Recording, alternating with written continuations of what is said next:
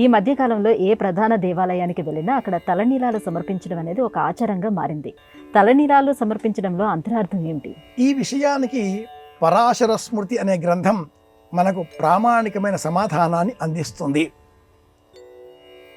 ఏడుకొండలవాడి ఆలయానికి కానీ, శ్రీశైలానికి కానీ, రామేశ్వరానికి కానీ, నేటి కాలంలో ఏ ఆలయానికి వెళ్ళినా చిన్న తిరుమల దగ్గర నుంచి పెద్ద తిరుమల వరకు, అలాగే కాశీ నుంచి రామేశ్వరం వరకు ఎక్కడికి వెళ్ళినా తలనీలాలు సమర్పించడం ఒక ఆచారంగా మనం భావిస్తున్నాం.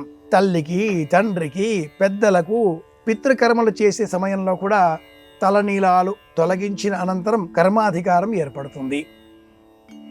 తలనీలాలను ఆశ్రయించి మనం చేసేటటువంటి సమస్త కర్మలలో పాప భాగం ఆశ్రయించి ఉంటుంది ఈ తలనీలాలనే అని మనకు పరాశర స్మృతి వివరిస్తుంది.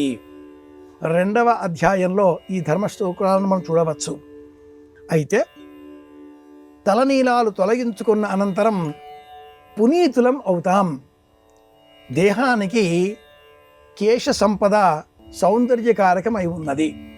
ఎక్కడ సౌందర్యం ఉంటుందో అంటే అందం ఉంటుందో అక్కడ అతిశయం, అహంకారం, నేను అనే భావన, లోకాన్ని నేను సాధించగలను, లోకాన్ని నేను వశీకరణం చేసుకోగలను, నేనేదో ప్రత్యేకం, ఇలాంటివన్నీ కూడా ఈ అందాన్ని, అహంకారాన్ని ఆశ్రయించి ఉంటాయి.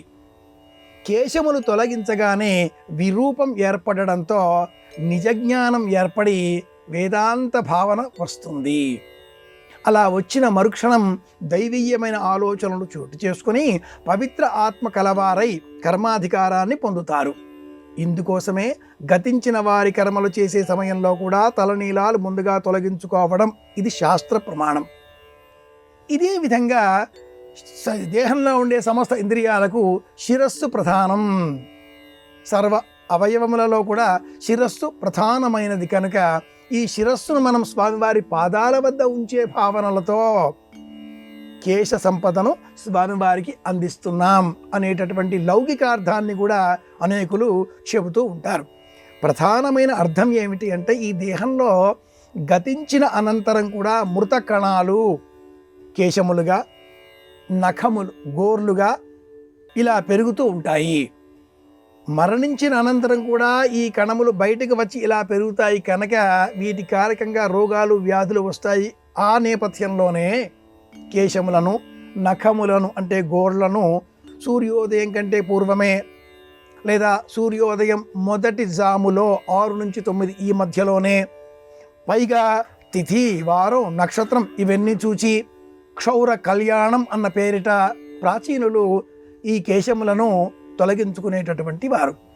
15 రోజులకు ఒకసారి కేశములను తొలగించుకోవాలి అని శాస్త్ర ప్రమాణం. క్షౌరం పక్షంతు అనే ప్రమాణం ఒకటి ఉంది.